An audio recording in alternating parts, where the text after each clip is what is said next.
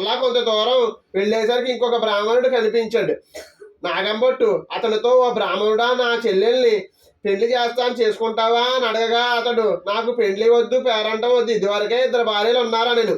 మరలా వెలుచుండగా త్రోవలో పెద్ద పూల తోట కనిపించిన. ఆ తోటలో అన్నా చెల్లెళ్ళు కూర్చుని రామదేవుని కథ చెప్పుకుంటూ ఉండగా ఎక్కడ నుంచో ఒక బ్రాహ్మణ యువకుడు వచ్చి పువ్వులు కోసుకుంటూ ఉండగా ఆ యువకుడు చూచి నారాయణ బొట్టు, ఓ బ్రాహ్మణుడా, నీకు నా చెల్లెల్ని ఇచ్చి పెళ్లి చేస్తాను, చేసుకుంటావా అనెను.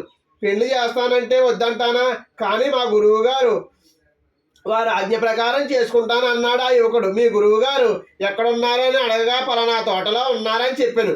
వెంటనే నారాయణ భట్టు గురువు గారి దగ్గరికి వెళ్ళి, అయ్యా గురువు గారు, మీ శిష్యుడికి నా చెల్లెల్ని ఇచ్చి పెళ్లి చేస్తాను, తమరు ఒప్పుకుంటారా అనెను. పెళ్లి చేస్తానంటే అనెను. అంతటి గురువుగారు, బ్రహ్మచారిని గృహస్థుని చేస్తానంటే వద్దంటానా, కానీ వాడి దగ్గర చింతాకంత బంగారము లేదు, గోపాదమంత భూమి లేదు, మీకు ఇష్టమైతే చెయ్యమని అన్నాడు. అప్పుడు నారాయణ భట్టు గురువుగారికి నమస్కరించి అలా ఎక్కడికో వెళ్ళి 4 రాటలు తెచ్చి నాటి పందిరి వేసి గుచ్చున ముచ్చాల తోరణాలు కట్టి గుచ్చన ముచ్చాల తలంబ్రాల పోసి 70 యాగాల నారాయణమ్మని ఇచ్చి పెళ్లి చేశాడు. వారు అక్కడే కూర్చుని రామదేవుడికి